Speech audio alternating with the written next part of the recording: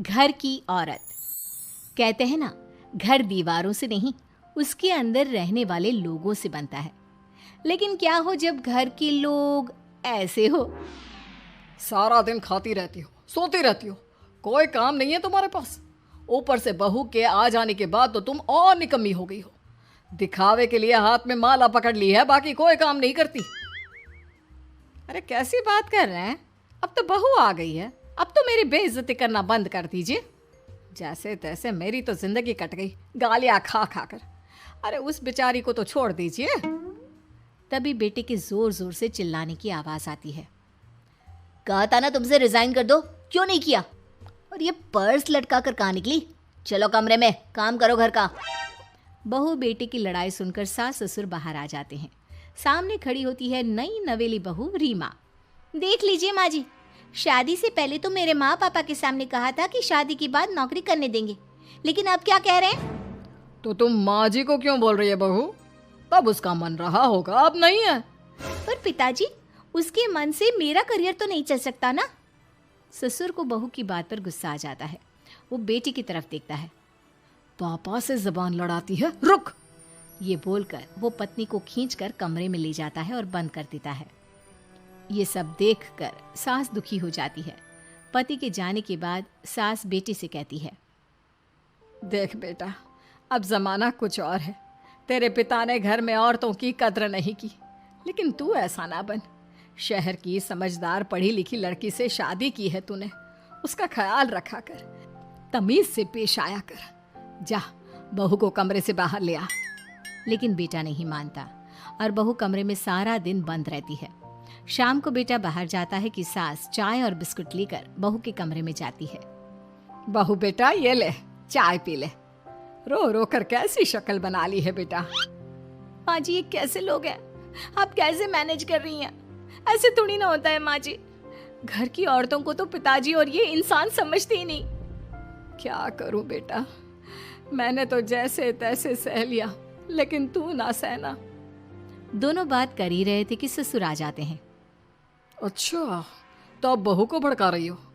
बहुत दिन हो गए मार खाए, अब क्या बहू के सामने खाओगे? जाओ यहाँ से, और जरूरत नहीं है ज्यादा इस लड़की को सर पर चढ़ाने की, समझी?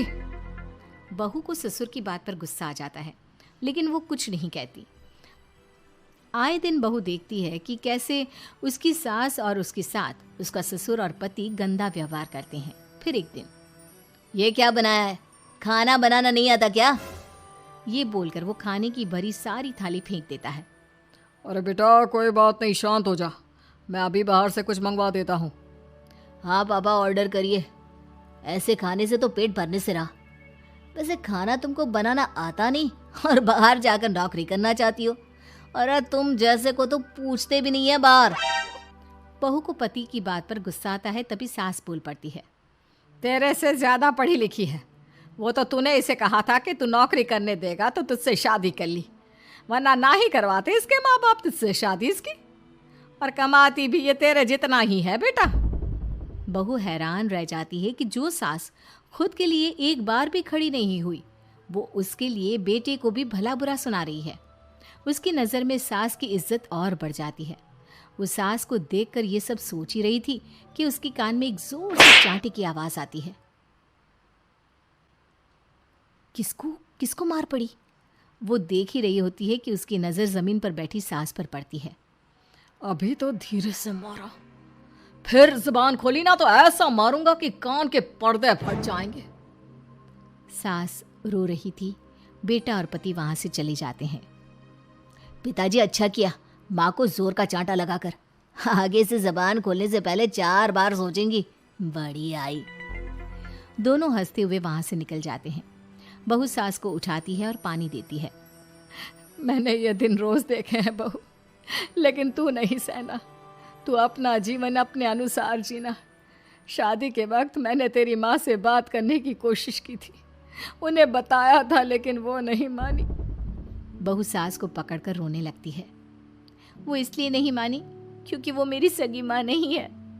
माँ जी, जिस तरह से आप मेरे लिए खड़ी हुई है ना, मेरी माँ भी नहीं हुई।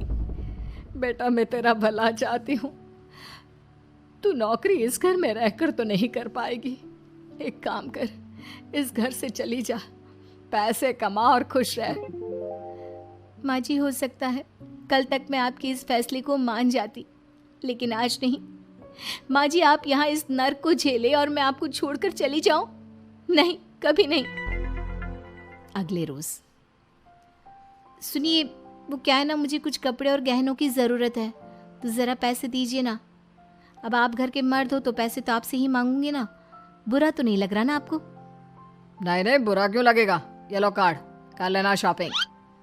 अगले रोज, बिजली का बिल आया है 10,000 का, भर दीजिएगा। इतना बिल कैसे आ गया? बेटा वो क्या है ना, सारा दिन बहू घर में रहती है तो कमरे में एसी और टीवी चलता रहता है। अब कम से कम बाहर जाए तो 4 पैसे कमा कर लाए, लेकिन हम लोगों को थोड़ी ना औरत की कमाई खानी है, वो तो मर्द ही करता है ना। पति पर्स देखता है और फिर हाँ माँ, ठीक बोल रही हो, खैर चलता हूँ, ऑफिस का वक्त हो गया है। पति ऑफिस से पिता को फोन करता है। पापा, घर के खर्चे तो बढ़ते ही जा रहे हैं, ऊपर से महंगाई आप देख रहे हैं। मैं सोच रहा हूँ क्यों ना मीना को नौकरी के लिए हाँ कर दूँ, 4 पैसे ही लाएगी ना घर में। वो तो तू ठीक बोल रहा है, लेकिन ये औरत की जात, कल को 4 पैसे कमाने लगे तो यह नहीं कि सर पर चढ़कर नाचे। हाँ पिताजी, बात तो सही है, वो तो आप हैं जो माँ को मुट्ठी में रखा है, वरना मेरी वाली तो। खैर, सोचते इस बारे में। शाम को पूरा परिवार साथ बैठा होता है। वो कल पनीर की सब्जी बनानी है तो थोड़े पैसे देकर जाना। और हाँ, कीर्तन भी रखा है संडे को, उसके लिए सामान की लिस्ट बना दी है, ले आना। पापा को दे दो, वो ले आएंगे। अरे पापा कहाँ से ले आएंगे, मेरे पास नहीं है पैसे वैसे। लो, पैसे ही नहीं है? मेरे पापा की जेब तो हमेशा नोटों से भरी रहती है। बेटा, लक्ष्मी को जो पूजता है ना, उसके पास लक्ष्मी रहती है। जो घर की औरतों को मारे पीटे, वो भला कैसे लक्ष्मी का लाभ ले सकता है? वाह वाह, क्या बात है, तो जबान खुल रही है तुम्हारी। लगता है भूल गई पुरानी मार और डांट, क्या? हाँ माँ जी, शांत हो जाइए, मैं नहीं देख सकती आपको मार खाता, और फिर हो सकता है कि मैं आपको बचाने आऊँ तो ये भी मुझे मारे। ठीक है बहू, मैं कुछ नहीं कहती, तू ये लिस्ट बस दे दे, मैं चलिए आराम करने।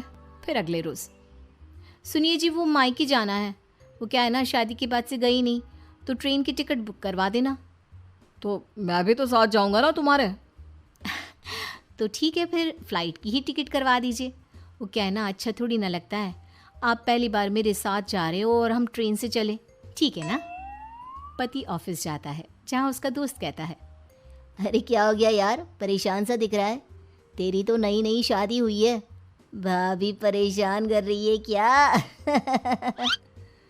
अरे नहीं यार, तू तो जानता है थोड़ी सी कमाई में घर चलाना मुश्किल हो रहा है, तू कैसे मैनेज करता है यार? कैसे क्या यार, तू जानता है ना मेरी बीवी रिया को, वो टीचर है, फिर घर में ट्यूशन करती है, साथ में बच्चे भी पढ़ लेते हैं। यार, घर नाम की गाड़ी दोनों पहियों के साथ चलने से ही चलती है, वो भी कमाती है और मैं भी, और चल रहा है घर बस।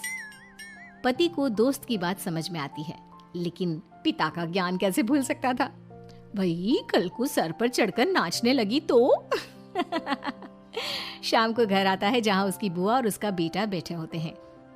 अरे आ गया लल्ला, कैसा थका थका सा लग रहा है, सब ठीक है ना? नमस्ते बुआ, कैसे आना हुआ? कैसा है रमेश? भाई को तो भाई की याद ही नहीं आती। अरे नहीं नहीं भैया, याद नहीं आती तो यहाँ कैसे आता, ये लीजिए मेरी शादी का कार्ड, जरूर आना। पति कार्ड खोलता है। डॉक्टर रश्मि, अरे वाह, तेरी होने वाली बीवी डॉक्टर है। और क्या भैया, आपकी बीवी इंजीनियर तो मेरी डॉक्टर। तभी वहाँ सास आ जाती है। अरे जब घर में ही बिठाना है बेचारी को, तो काहे का इंजीनियर है, तो काम वाली ही, घर का काम करती है और आराम। इतनी पढ़ी लिखी लड़की को घर पर क्यों बिठा रखा है? अरे बहू कहीं झोला छाप डिग्री तो नहीं लेकर आई है? पत्नी की बुराई सुनकर पति को गुस्सा आता है।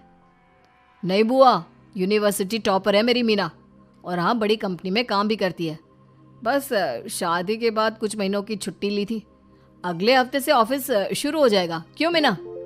तभी ससुर आ जाते हैं। हाँ, लेकिन फिर घर का काम कैसे होगा? और पैसे कमाने लगेगी तो सर पर। पिता की बात पूरी नहीं हुई कि बेटा, सर पर चढ़ने का हक है उसका पापा। पत्नी है वो मेरी, यानी मेरे घर की रानी। और रानियां तो सर का ताज होती है। क्यों मीना? मीना पति की बात सुनकर शर्मा जाती है। वाह बेटा, तू सही समय में समझ गया कि औरतों की इज्जत करने वाले घर में शांति और लक्ष्मी का वास होता है।